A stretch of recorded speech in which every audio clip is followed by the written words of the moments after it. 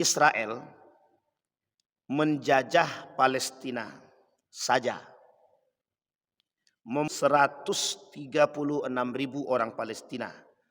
Iran menjajah yang pertama Irak, yang kedua Suriah, yang ketiga Lebanon, yang keempat Yaman. Ini semua negara Islam. 70.000 orang Irak, 500.000 orang Suriah, 30.000 orang Lebanon, 25.000 orang Yaman.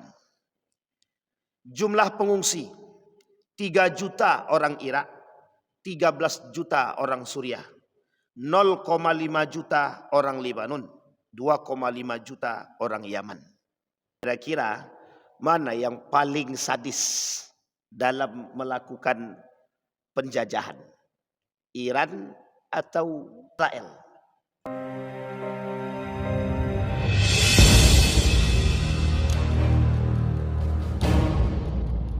A'udzu billahi minasyaitonir rajim. Bismillahirrahmanirrahim. Assalamualaikum warahmatullahi wabarakatuh.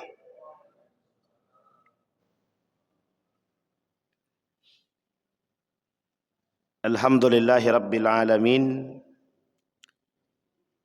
Alhamdulillahilladzi arsala rasulahu bil huda wa dinil haqq liyudhhirahu 'ala ad-dini kullih wa kafa billahi shahida. Ashhadu an la ilaha illallah wahdahu la syarika lah wa ashhadu anna Muhammadan abduhu wa rasuluh la nabiyya ba'd. Allahumma salli ala Muhammad wa ala ali Muhammad fil alamin innaka Hamidum Majid. Ya ayuhan nasu taqu rabbakum alladhi khalaqakum min nafsi wahidah wa khalaqa minha zawjaha wa batha minhuma rijalan katsiran wa nisaa'a wattaqullaha alladhi tasaaluna bihi wal arham innallaha kana 'alaikum raqiba. Wa qala Allah ta'ala ya ayyuhalladzina amanu taqullaha wa qulu qawlan sadida yuslih lakum a'malakum wa yaghfir lakum dhunubakum wa man yuti'illaha wa rasulahu faqad faza fawzan 'azima. Puji syukur kehadirat Allah dengan mengucapkan alhamdulillahi rabbil alamin. Berselawat kepada Nabi dengan mengucapkan Allahumma salli ala Muhammad wa ala ali Muhammad fil alamin innaka Hamidum Majid. Bapak Ibu sekalian yang berbahagia, mudah-mudahan di subuh hari ini Allah limpahkan rahmat dan karunia-Nya kepada kita semua. Allah jadikan kita orang-orang yang selalu bersyukur akan segala nikmat-Nya. Allah jadikan rumah tangga yang sakinah, mawaddah, warahmah. Allah kemudian dekatkan kita kepada Allah. Dan insya Allah kita semua yang hadir husnul khatimah. Untuk orang tua kita yang telah mendahului kita, Allah tempatkan di tempat terbaik di sisi-Nya. Allah terima amal ibadahnya. Allah kumpulkan bersama orang-orang yang saleh. Dan untuk orang tua kita yang masih hidup, Allah sehatkan, Allah kuatkan, Allah limpahkan rezeki dan istiqamah dalam kebaikan dan ketaatan kepadanya. Amin ya rabbal alamin. Baik Bapak Ibu sekalian yang berbahagia, di subuh hari ini saya ingin bacakan satu pernyataan dari seorang pengamat politik. Pengamat politik, lebih tepatnya penasehat politik daripada Erdogan, Dr. Omar Gormes. Namanya agak-agak susah sedikit. Ini kok timnya sempurna ini. Baik, apa kata Dr. Omar Gormes, penasehat politik daripada Erdogan? Kita perlu melindungi Iran dari ancaman Barat. dan melindungi diri kita sendiri dari pengaruh Iran. Nah, ini penting nih Pak. Kalau ini agak-agak sensitif juga sebenarnya, tapi ya udahlah tak apa-apa. Di dalam muatan yang lain, Dr. Fahmi Salim merangkum dalam tulisan beliau, Yahudi versus Syiah. Tapi di bawah deh, beliau tulis Israel versus Iran. Kita lihat, Israel menjajah Palestina saja 136.000 orang Palestina sejak tahun 1948. 1948 itu awal mula ketetapan negara Israel oleh PBB. 1947 akhir. Ya bisa dikatakan 1948 lah awal mula berdiri sejarah negara Israel. Jumlah pengungsi 2,5 juta orang Palestina. Tapi sekarang kita lihat ke sebelahnya, itu kan Israel. Di dalam Israel itu, di dalam benderanya ada garis atas, garis bawah. Sungai Nil, Sungai Dokhbah. Di tengah-tengah ada bintang. Jumlah bintang itu ada 6. 6 tersebut adalah 6 negara. Nanti mulai dari awal daripada dekat Dokhbah perbatasan dengan Yerusalem, Israel itu sampai ke Mesir.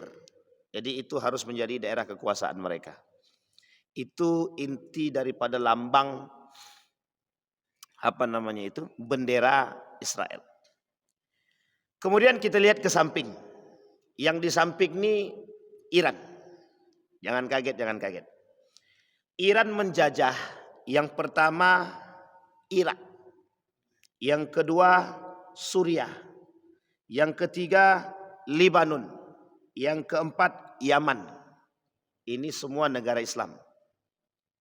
Irak, Suriah, Lebanon, Yaman, 4. 70.000 orang Irak, 500.000 orang Suriah, 30.000 orang Lebanon, 25.000 orang Yaman.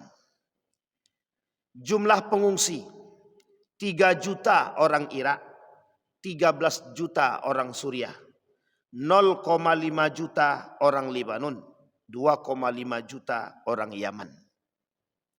Sampai di sini bisa dipahami Bapak Ibu. Kira-kira mana yang paling sadis dalam melakukan penjajahan? Iran atau Israel? Babilonia, Irak, pernah dibumi hanguskan oleh Persia, Iran pada masa saat ini. Berubahnya Persia dari Iran itu ada pengaruh besar daripada dinasti Safawiyah. Safawiyah ini salah satu kelompok Syiah yang kelak berkhianat daripada Turki Utsmani, yang kelak punya peran merubah dari nama Persia menjadi Iran. Sehingga dalam perang Israel dan Iran ini, oleh pengamat politik mengatakan, apakah ini ideologi, perang ideologi atau perang militer? Apakah ini perang ideologi atau perang militer? Kata sebagian para pengamat politik. Tapi dalam tulisan lain, dalam artikel yang lain dituliskan begini, antara dan geopolitik. Intinya politik semua. Saya tak masuk pada porosnya Syiah, saya tak masuk dalam porosnya Sunni. Ada masanya kita masuk nanti pada itu, antara Sunni, antara Syiah, antara Yahudi nanti. Tapi yang jelas, Yahudi ini banyak. apakah semua Israel ini Yahudi? Apakah semua Israel ini Yahudi? Ada yang mengatakan semua Israel ini Yahudi. Tapi saya sepaham bahwa tidak semua Israel ini Yahudi. Kenapa demikian? Karena di perbatasan-perbatasan Israel itu sebenarnya masih ada orang-orang yang lain yang berketurunan Arab yang juga bukan Israel, bukan Yahudi. Tapi mereka mungkin lebih tepatnya mencari aman di tempat-tempat tertentu karena mungkin Israel tersebut bagi mereka adalah negara paling kuasa dan dikdaya pada masa ini. Karena ada sebagian yang tinggal di Israel itu bukan untuk ikut campur dalam urusan ini, bukan. Karena memang mereka terafiliasi, bekerja sama dan mungkin merasa nyaman dengan kedudukan posisi kekuatan yang dimiliki oleh Israel. Dan itu ada motif-motif tertentu meskipun sebagian kecil. Tapi sebagian lain menganggap semua Israel itu ya Yahudi. Tapi tidak semua Israel itu Zionis. Nah, ini bahasa mereka. Terlepas daripada pemahaman tersebutlah. Kemudian Yahudi sendiri itu banyak. Ada Yahudi sendiri, ada yang disebut dengan Zionis. Tapi oleh sebagian pengamat politik mengatakan bahwa itu ya Yahudi. Yahudi ya Zionis. Tapi sebenarnya itu berbeda. Zionis gerakan di dalam Yahudi yang ingin menghancurkan Islam.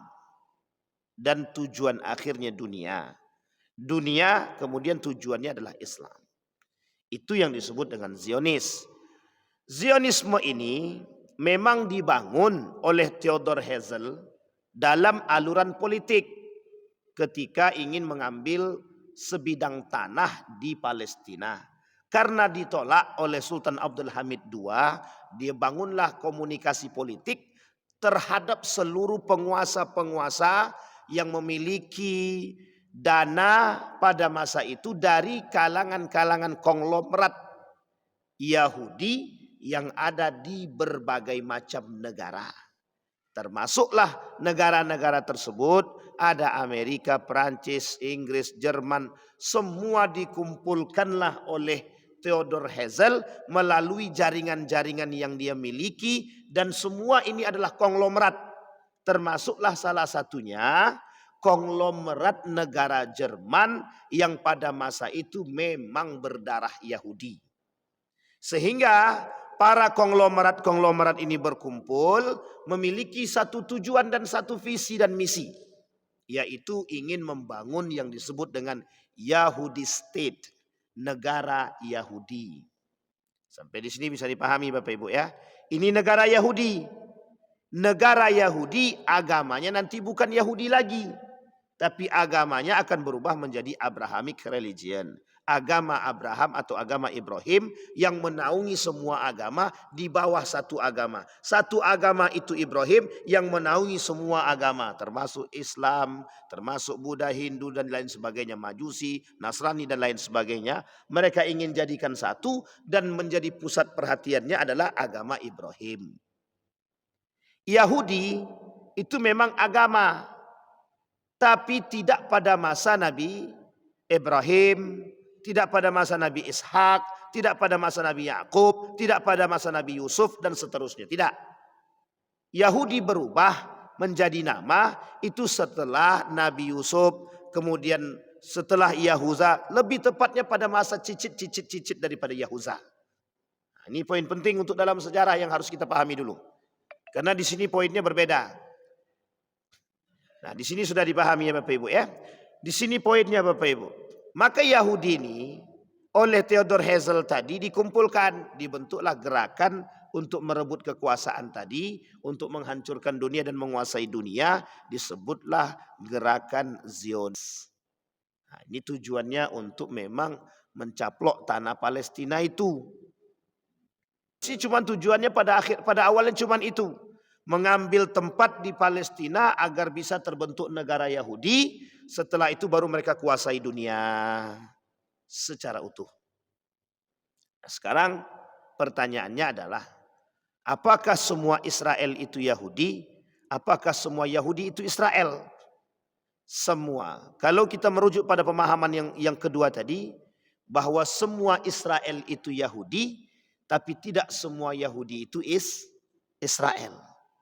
Karena banyak orang-orang Yahudi, mayoritas orang-orang Eropa itu, hampir setengah penduduk Eropa itu sekarang Yahudi. Hampir setengah daripada penduduk Eropa itu semuanya Yahudi. Tapi bukan Israel, bukan Israel. Karena Yahudi ini banyak. Ada Yahudi di Persia, Iran, Yahudi Isfahan, ada Yahudi Khazar, ada Yahudi di Persia, ada Yahudi di Jerman, ada Yahudi di Belanda, ada Yahudi di Inggris, di Prancis dan lain sebagainya. Tapi tidak di Israel. Dalam gerakan semua orang-orang Yahudi nanti dimanapun mereka berada akan kembali ke Israel.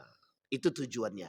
Maka dibangun dulu semenanjung negara Yahudi ini agar bisa menampung orang-orang Yahudi yang ada di muka bumi ini untuk kembali balik ke asal mereka, yaitu tanah Palestina atau Yerusalem.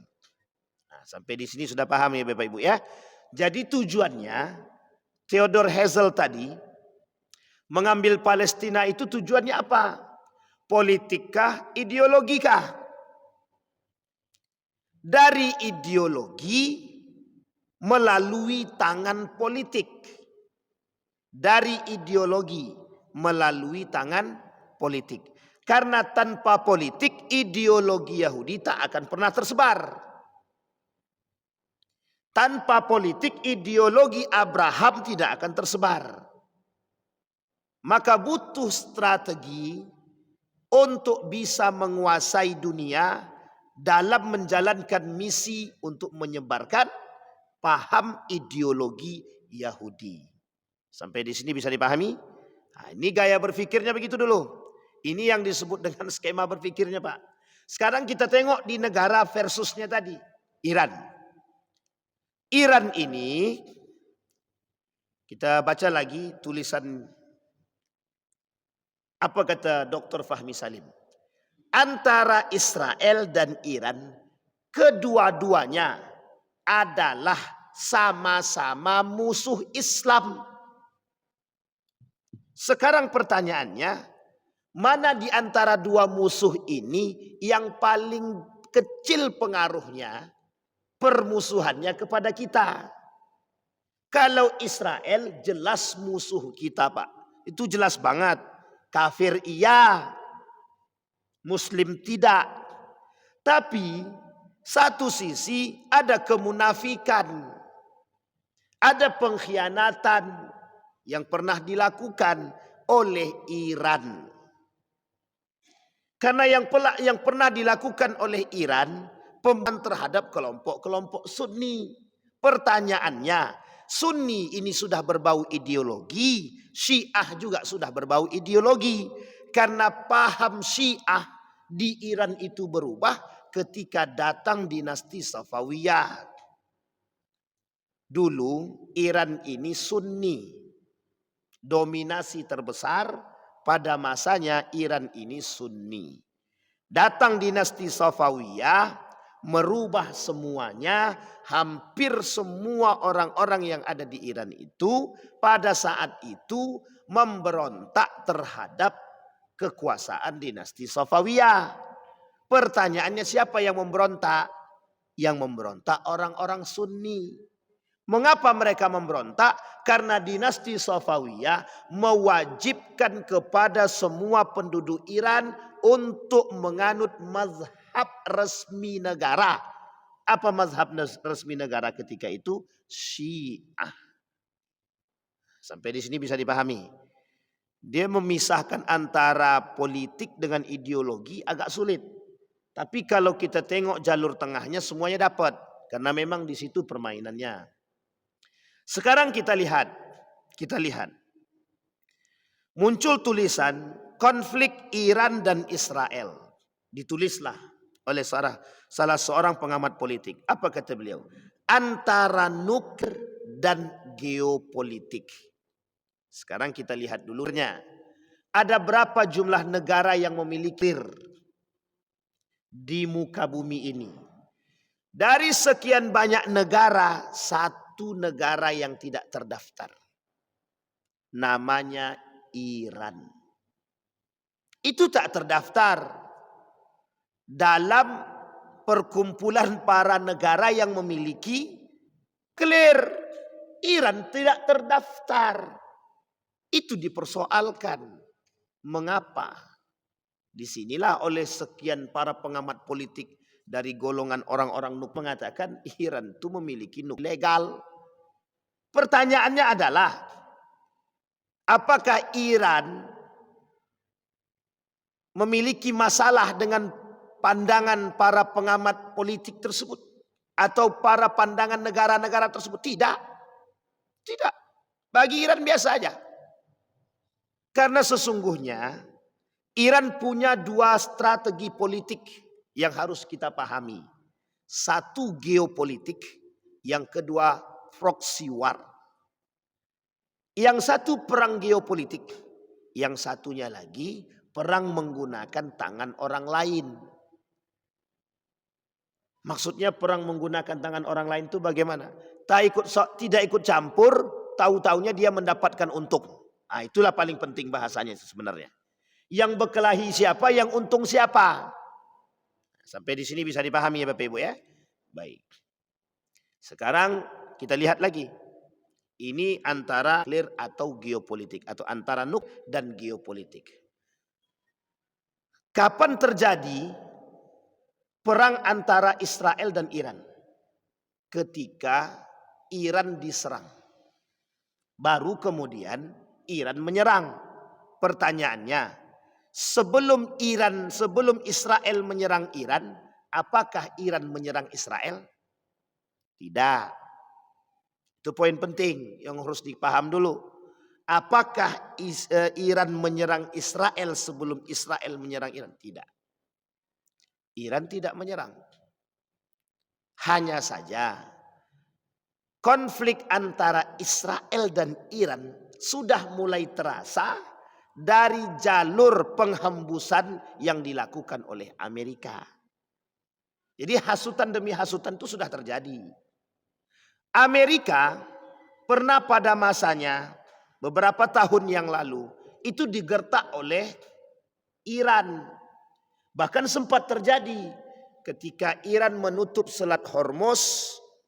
Apa yang terjadi? Perubahan ekonomi Eropa drastis sampai terjadi krisis moneter.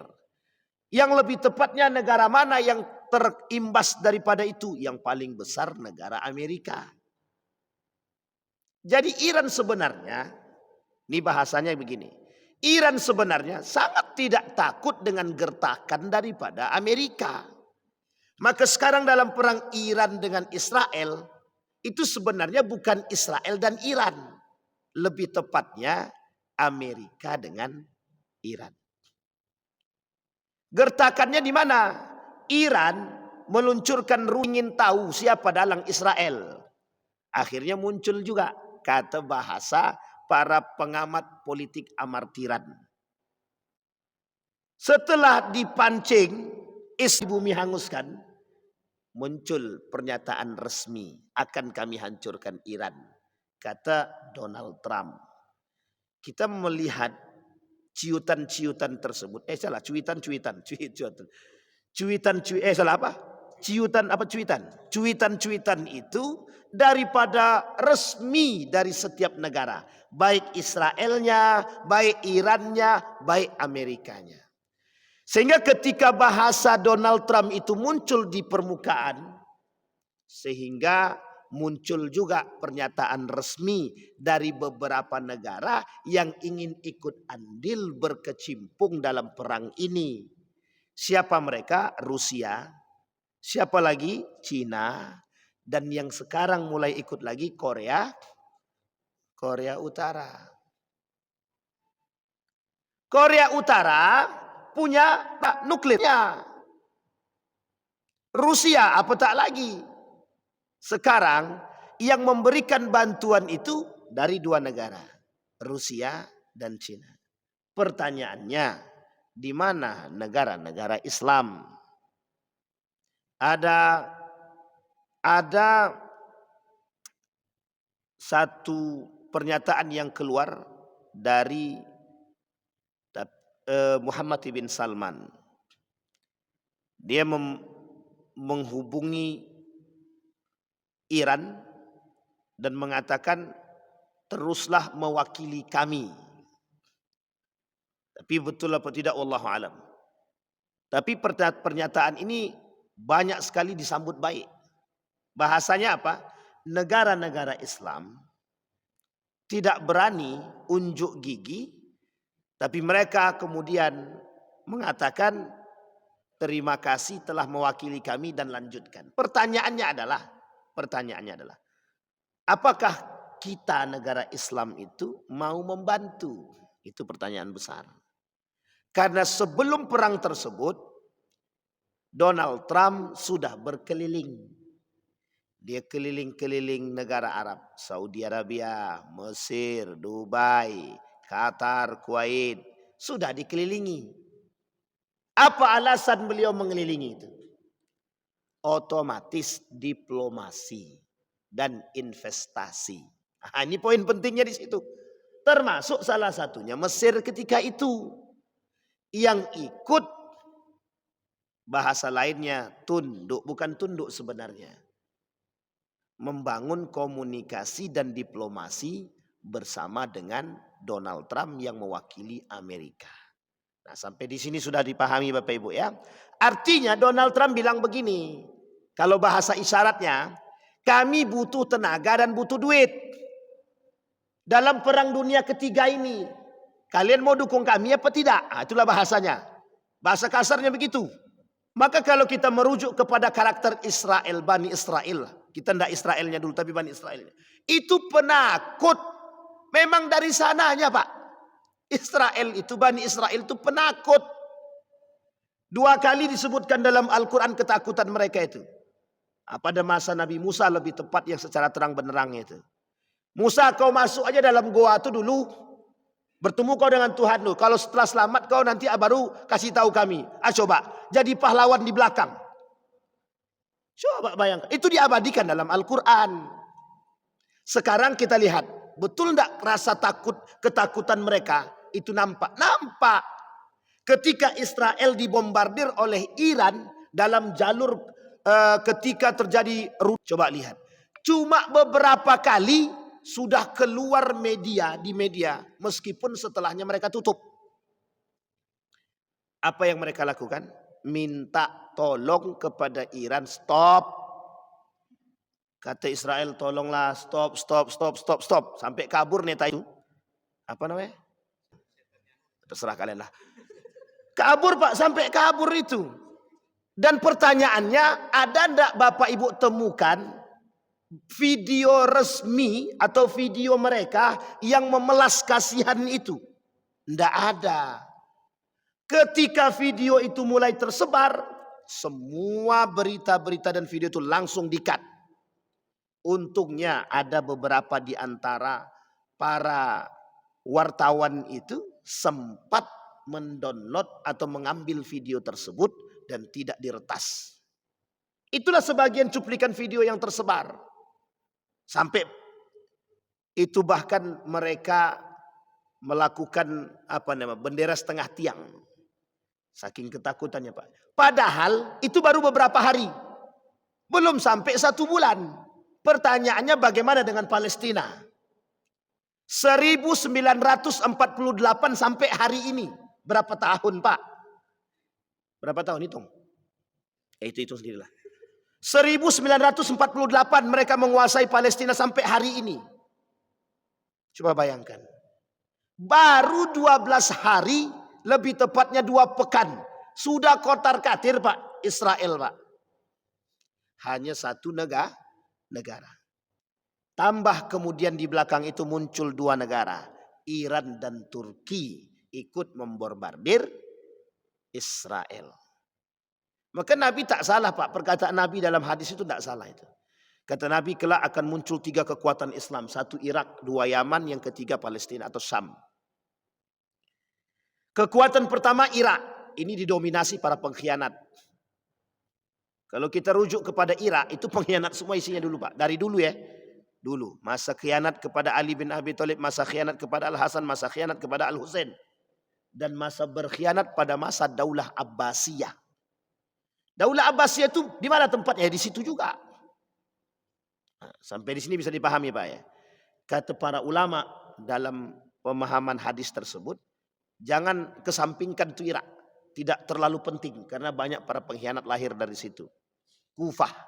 Masanya Kufah, sekarang Irak, dulunya Babilonia. Kemudian yang kedua Yaman. Yaman ini negara yang selalu membantu dalam kebaikan meskipun tidak memiliki kekuatan yang lebih. Ada tercantum nama Iran memiliki nukta. Ketika Yaman ini berantem dengan Saudi, dengan beberapa negara Islam yang lain, itu Yaman kotar-katir itu. Jadi kekuatannya tidak seutuhnya penuh. Tapi kemudian yang ketiga, yang menjadi pusat perhatian kita itu ada di situ, Syam. Syam itu mencakupilah negara-negara tadi, Yordania, Libanon, Suriah, Palestina, Yerusalem. Kita ambil 4 negara itu saja. Sampai di sini bisa dipahami Bapak Ibu. Di situ kekuatannya di situ. Pertanyaannya Iran masuk mana? Dalam hadis ini ada Irannya? Tidak ada. Irannya tak ada. Sampai di sini paham? Sekarang kita lihat lagi sejarah. Ini pokoknya bicara sejarah aja nih. Sejarah. Sekarang kita lihat sejarah. Sejarah Iran menghancurkan Irak. Iran paling berkuasa. Cara Iran menghancurkan Irak itu bukan dengan tangan Iran seutuhnya. Pengkhianatan orang Yahudi yang ada di Irak. Berkhianatlah Yahudi yang ada di Babilonia ketika itu dimanfaatkan oleh Persia sehingga Persia menang atas Babilonia. Ketika itu Persia sebenarnya tidak mengerahkan sebanyak-banyaknya kekuatan karena pengkhianatan yang sudah dilakukan oleh Yahudi ketika itu. Jadi mudah bagi Persia dihasutnya orang-orang Yahudi ini untuk berkhianat kepada Irak. Akhir yang terjadi berkhianat mereka. Sehingga pindah haluan Pak. Masuklah orang-orang Yahudi Babilonia ini pindah ke Persia. Nih lihat di sini Pak, poin pentingnya di sini. Poin pentingnya. Di Persia dibagi 2 mereka. Setengah tinggal di Persia, setengahnya pindah ke Yerusalem. Pertanyaannya, Persia pada masa itu membantu siapa untuk menaklukkan Yerusalem? Persia dalam satu misi dia juga pengen menaklukkan Palestina. Di mana letaknya? Di mana kita bisa lihat ketika dia menghancurkan Suriah. Poin ini Pak, oleh para ulama, Libanon, Suriah, itu bagian daripada Syam. Dan Syam ini dalam hadis Nabi itu sahih. Dari Syam ini lahir kekuatan umat Muslim. Mereka anggap itu mereka. Sampai di sini bisa dipahami? Artinya mental kekuatan perang dan menang yang dimiliki oleh Persia pada masa dahulu sampai hari ini terturunkan kepada Iran. Dan itu cikal bakal mereka pada masanya. Jadi kalau bertanya tentang Iran, Iran itu punya mental menang. Iran itu punya mental perang. Jadi dia selalu merasa diri dia kuat dari dahulu. Makanya dia tak pernah gentar. Oh Amerika mau datang. Datanglah. Mau lawan-lawanlah. Mau perang ayo. Semakin diajak berperang semakin dihancurkannya Israel tadi. Bukan semakin runtuh dia, bukan. Memang ditantangnya betul. Ada sebagian pengamat itu mengatakan, pengamat politik. Bahkan ada dari kalangan para ulama itu yang mengatakan Iran itu pasti menang terhadap Israel. Iran itu pasti menang terhadap Israel. Nah, coba bayangkan saking percayanya, karena Israel, ini kita lihat Pak, psikologinya secara psikologi. Israel itu tidak pernah punya psikologi kemenangan, itu tidak pernah. Israel ini tidak pernah punya psikologi, berani tak pernah. Tapi Iran memang mentalnya begitu. Persia, mulai dari Persia sampai jadi Iran. Memang begitu Pak. Memang mentalnya itu. Dulu pernah menguasai muka bumi ini Pak. Kekuatan Persia. Baca dalam sejarah. Siapa Persia itu? Iran Pak. Iran. Dan di Iran itu ada satu tempat memang khusus untuk orang Yahudi. Namanya Isfahan. Itulah yang disebut dengan Yahudi Isfahan. Yang kelak Dajjal keluar dari situ. 70.000 orang. Sekarang jumlahnya baru 15.000. Berarti butuh berapa banyak? Nah, jangan pindah ke sana kalian.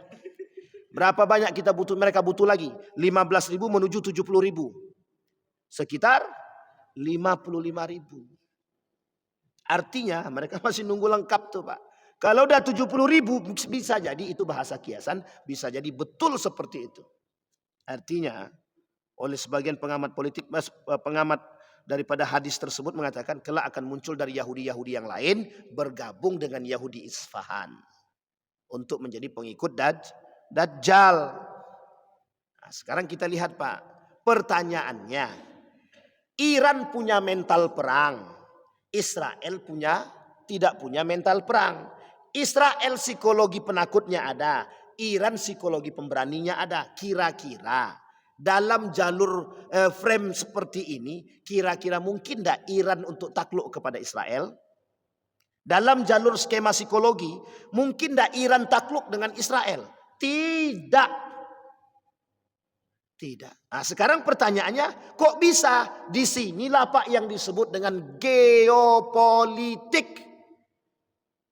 Kenapa? Iran menguasai Selat Hormuz. Karena kekuatan Israel itu dari kalangan Yahudi Eropa. Kelemahan Eropa tersebut di mana? Selat Hormuz itu menghasilkan minyak, jalur lewat minyak. Ketika Selat Hormuz ditutup, hancur semua. Semua negara Eropa bingung mencari minyak kemana. Sampai di sini paham. Makanya kalau ditantang perang kami tutup, selesai. Terjadi Pak, Amerika pernah marah kepada Iran, ditutupnya Selat Hormuz. Apa yang terjadi? 1 bulan lebih lamanya krisis moneter di Amerika. Itu gara-gara kata Iran, kalian masih ngajak berantem. Sehingga terbangunlah komunikasi. Termasuklah ketika itu Saudi Arabia juga ikut. Sekarang kan sudah boleh tuh orang-orang Iran masuk ke Mekah dan Madinah. Dulu banyak kasusnya Pak. Besok kita bahas persoalan Sunni Syiah ini di Masjid Mukminin besok, hari Selasa. Ini baru dalam Iran dan Israelnya. Dalam kancah politik mereka. Itu yang pertama. Ini yang disebut dengan permainan Iran dalam kaca geopolitiknya. Apa maksudnya? Iran sudah pernah menguasai negara-negara yang berada di sekitar Syam. Artinya sangat mungkin bagi Iran untuk kemudian membangun dan memulihkan komunikasi mereka dengan penduduk-penduduk ini. Baik Yordania, baik Libanon, baik Suriah. Kalau ini terbangun dengan baik, mudah bagi Iran untuk menghancurkan Israel. Sangat mudah sekali Pak. Maka sebagian politik mengatakan, kami cuma bermain dengan Israel. Kami pengen tahu dalang Israel ini siapa. Kalau kita lihat Pak, secara penguasaan penjajahan Iran dengan Israel, jauh Pak. Kalau kita lihat mental, jauh Pak. Kalau kita lihat kekuatan, jauh Pak. Memang yang punya kekuatan, Israel tidak punya kekuatan Pak. Kalau bukan sokongan dana dari kelompok-kelompok Yahudi, Israel tidak bisa bertahan Pak. Bahkan seorang konglomerat Rockefeller Yahudi, dialah yang mendanai semua baliknya satu kapal penuh. Bukan satu kapal ya, beberapa kapal itu. Orang-orang Yahudi Eropa balik ke Israel itu Pak. Pada tahun 1950-an. Setelah mereka punya negara Israel diakui oleh PBB. Yang ditolak oleh semua negara-negara Islam. Nah, coba bayangkan. Itu ada seorang donatur besar. Rockefeller itu dan dinasti-dinasti Yahudi yang lain mendanai pulangnya semua orang-orang Yahudi pada masa itu 1950-an itu ke Israel. Hanya untuk apa? Memperluas tempatan mereka. Coba bayangkan Pak. Bisa Bapak bayangkan cara mereka menguasainya kan? Kemudian disinilah Bapak Ibu. Ketika ada bahasa. Ini minta maaf ya. Kata Israel, Iran maafkan kami. Kami tahu kami salah. Itu memang sudah karakternya Bani Israel. Musa tolong mintakan ampunkan kami kepada Tuhanmu. Sudah diampunkan berkhianat juga. Nah, coba bayangkan kurang apa. Itu Bani Israel Pak, bukan Israel sekarang. Israel sekarang lebih parah daripada Bani Israel yang dahulu. Bani Israel dahulu beriman dia kepada Allah. Sekarang tak mau dia beriman. Minta maaf kali dia. Iran stop. Tetap juga dia tidak masuk Islam kan. Tapi dia tetap kafir Pak. Tetap kafir. Apa kata Iran? Kalian baru sebentar. Palestina udah lama. Entar dulu. Kalau bahasa kitanya entar dulu nikmati aja itu. Mengapa Iran kemudian tidak memiliki rasa kemanusiaan? Kalau kita tengok jalur kemanusiaannya. Kata Iran, Palestina, Gaza, kami bersama mereka. Berapa lama? Ratusan tahun, 100 tahun lebih. Merasakan yang dilakukan oleh Israel. Kemudian dijawab. Kata Israel, kami minta maaf, kami tahu kami salah. Kasihan anak-anak ini. Kata Iran, belum. Ntar. Dikasih Pak, dikasih. Pertama, kedua, ketiga, sampai ke-8 kali. Dan itu setiap dia berbicara, besok terjadi. Bentar lagi terjadi. Hanya jarak 2 menit, 3 menit. Coba bayangkan. Gertakannya. Pertanyaannya adalah, betulkah Iran betul-betul ingin menghancurkan itu? Iran pengen tahu siapa dalangnya. Kata bahasa pengamat politik. Sekarang kita lihat Pak. Betulkah perang Iran dengan perang Israel ini, adalah murni ideologi, tidak seutuhnya ideologi. Nah, sekarang kita lihat jalur ini Pak. Yang dimaksud dalam perang ini oleh para pengamat politik, sesungguhnya Iran punya masa lalu yang sangat cemerlang. Iran punya masa lalu yang sangat baik dalam urusan perperangan dan pernah menguasai dunia dalam kancah Persia ketika nama dia Persia.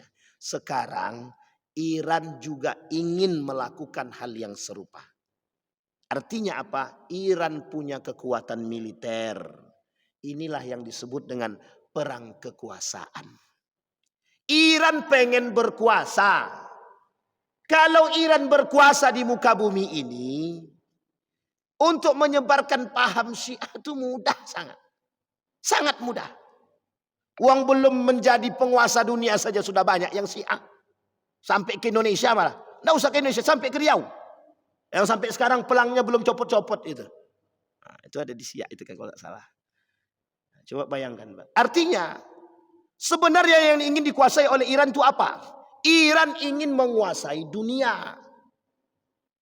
Iran ingin memegang dunia. Karena kami punya masa lalu yang sama. Kami punya masa lalu bahwa kami ini seorang pemenang. Sampai di sini bisa dipahami. Sekarang pertanyaannya, apa yang membuat Iran begitu merasa ingin menguasai? Karena Iran bisa tahu bagaimana cara menaklukkan negara-negara adikuasa hari ini. Di mana lewat jalurnya? Cuma jalur minyak. Karena satu-satunya jalur yang sehari ini memang diharapkan yang memang betul-betul dipegang oleh orang-orang Eropa. Maka ketika Donald Trump mengancam Iran, apa jawaban beberapa negara Eropa yang lain? Jangan sampai kami ikut. Jangan sampai kami ikut. Maksudnya apa? Jangan gara-gara Amerika kami kena imbas. Mesti Pak, mesti. Nah, di sini poin penting Pak. Kalau sempat itu terjadi, maka bisa dipastikan Iran akan mengambil tindakan itu. Tapi Iran belum mengancam tindakan itu. Belum. Kenapa belum? Karena perang belum berakhir. Karena perang belum sampai pada puncaknya. Yang baru ikut membantu baru satu negara. Masa Amerika sendiri? Belum yang lain. Coba bayangkan. Sampai segitukah mereka serius? Pertanyaannya adalah, adakah unsur ideologi dalam unsur politik yang dibangun oleh Iran? Ada. Ada. Kita tak pernah bisa menutup mata dengan perbuatan yang dilakukan oleh Iran terhadap kelompok-kelompok Sunni. Maka Bapak Ibu sekalian yang berbahagia, dari skema yang saya sampaikan tadi, setidaknya kita sudah bisa membuka.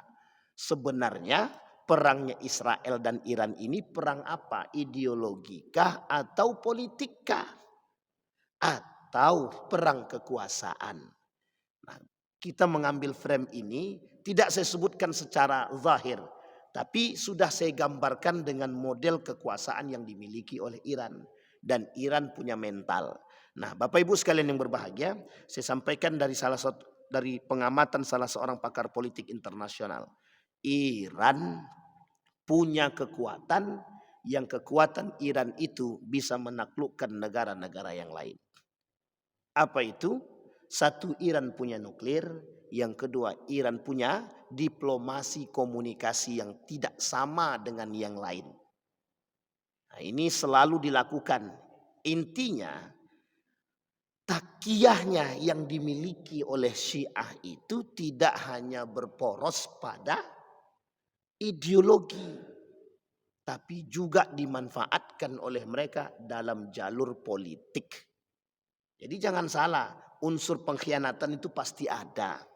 Maka bahasanya pengamat politik Erdogan tadi, penasehat politiknya tadi, kita harus menjaga Iran dari ancaman Barat, tapi kita juga harus menjaga diri dari pengaruh pahamnya Iran. Nah, sekarang Bapak Ibu boleh tengok nih, mohon maaf ya, bahasa alih kita tutup. Hei orang-orang Sunni, kita bersatulah. Mari kita bersatu, jangan bercerai-berai. Eropa senang kita bercerai-berai. Betul Pak. Eropa sangat senang, Barat sangat senang kita bercerai-berai. Cuma yang saya katakan, berhati-hatilah dari ajakan tersebut. Kita tetap bersatu, tapi kita tetap menjaga diri. Nah, inilah poin penting dari apa yang kita sampaikan di subuh hari ini, bahwa kita umat Muslim ini ada satu pernyataan yang kemarin disampaikan begini. Hendaknya negara-negara Islam ini belajar dari kekuatan politiknya Iran. Belajar dari kekuatan militernya Iran. Kenapa demikian? Digoyang bagaimanapun tetap kuat dia Pak. Karena dia siap berperang, dia punya mental. Karena dia siap dengan segala hal, karena dia punya kekuasaan. Artinya Iran tak pernah takut dengan ancaman apapun. Iran tak pernah takut dengan siapapun. Kenapa demikian? Karena Iran tahu mereka-mereka yang di bawah ini hanya tangan yang digunakan oleh penguasa yang sesungguhnya. Itulah yang diinginkan oleh Iran. Dan Bapak Ibu sekalian yang berbahagia, oleh sebagian para pengamat akhir zaman, itu dikatakan bahwa inilah yang disebut dengan gerbang perang dunia ketiga. Dan keluarlah semua orang-orang yang ingin berperang, orang-orang yang ingin keberpihakan mereka di mana? Rusia, Cina resmi, Korea Utara resmi menyatakan sikap kami bersama Iran. Maka tak salah Pak ketika SBY menuliskan dalam Twitternya itu, apa kata SBY? Cuma 5 kepala negara yang bisa melakukan perdamaian. 1, Rusia, Cina, Iran, satu lagi apa? Amerika atau Israel. 5 Pak. Disebutkan oleh SBY dalam Twitternya itu kalau saya tak salah itu. Dalam pernyataan dia itu. Kenapa demikian? Karena 5 ini yang berperang. 2, 3 lawan 2. Rusia, Cina dan Iran, kemudian Israel bersama Amerika. Nah, Bapak Ibu bersama siapa? Itu pandai-pandai Bapak Ibu lah. Cari tahu sikap masing-masing. Insya Allah sikap akhir daripada itu kita bahas di Masjid Al-Mu'minin insya Allah di hari Selasa. Mudah-mudahan ada manfaat dari apa yang kita sampaikan. Setidaknya dalam jalur ini kita bisa melihat bagaimana sesungguhnya Iran itu berbuat dan seperti apa sesungguhnya kita dalam perang Israel dan Iran ini, dalam kancah politik, dalam urusan politik dan kemiliterannya. Insya Allah kita bahas besok antara Yahudi dan Syiah. Ini dah lain kalau Yahudi dan Syiah, karena pada masanya Yahudi dan Syiah pernah bersatu. Yahudi dan Syiah pernah bersatu. Pertanyaannya adalah, apakah Syiah juga bagian daripada Yahudi? Nanti kita bahas di sana. Saya kira itu saja, mudah-mudahan bermanfaat. Fa'tabiru ya ulil absar la'allakum tuflihun. Kita berdoa kepada Allah. A'udzubillahi minasyaitonir rajim. Bismillahirrahmanirrahim. Alhamdulillahirabbil alamin. Hamdan syakirin, hamdan na'imin, hamdan yuwafi ni'amahu wa yukafi'u mazidah. Ya Rabbana lakal hamdu kama yanbaghi li jalali wajhikal karim wa 'azimi sultanik. Allahumma salli ala Muhammad wa ala ali Muhammad fil alamin innaka Hamidum Majid. Allahumma faqihna fid din wa 'allimna ta'wil. Allahumma ighfir lahum warhamhum wa'afihim wa'fu anhum wa akrim nuzulahum wa sa'im madkhalahum waj'al jannata mathwahum. Allahumma ighfir lana dhunubana wa dhunuba walidina warhamhuma kama rabbayana shighara. Allahumma ansur man nasara ad-din wa akhdhul man khadhala al-muslimin. Allahumma ansur ikhwanana al-mujahidin fi Falastin wa fi Gaza wa fi kulli makan. Allahumma dammiril yahud. اللهم دمر اليهود، اللهم أهلك الكفرة والمبتدعة والمشركين أعداءك أعداء الدين، اللهم اختمنا بحسن الخاتمة ولا تختمنا إلا بحسن الخاتمة. ربنا هب لنا من الصالحين، ربنا هب لنا من أزواجنا وذرياتنا قرة أعين واجعلنا للمتقين إماما. ربنا آتنا في الدنيا حسنة وفي الآخرة حسنة وقنا عذاب النار والحمد لله رب العالمين. السلام عليكم ورحمة الله وبركاته.